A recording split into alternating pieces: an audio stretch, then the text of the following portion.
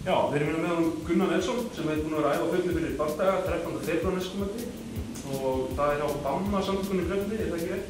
Jú. Og þessi mótherji þinn, Sam Eldsson eða ekki? Já. Hvernig lýst þér á hann? Bara mjög vel. Hann er mjög sterkur júdómaður. Annar Dan, með seinni gráðuna í svartbelti. Já. Þannig að hann er búinn að mastera það heldur vel.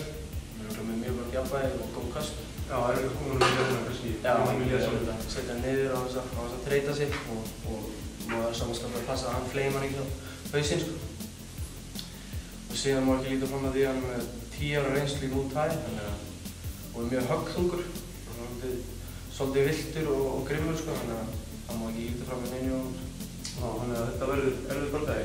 Kom einhverju fleiri aðra eins andstæðingar til greina eða listið strax best á þennan sem besta andstæðing? Þetta var svona bara fyrsti andstæðingur sem bauðst og við tókum því bara. Já, hann hefur bara hendað mjög vel. Já. Og þessi BAMMA samtök, hefur þú í huga að berjast meira fyrir þau? Þetta eru til dæmis ný samtök eða ekki?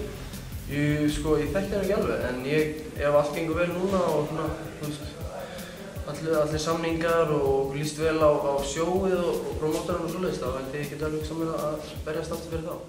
Og hvernig ertu búinn að æfa fyrir bardaga? Ertu búinn að breyta æfingaplaninu mikið eða? Nei, ég er bara búinn að herða það, sko.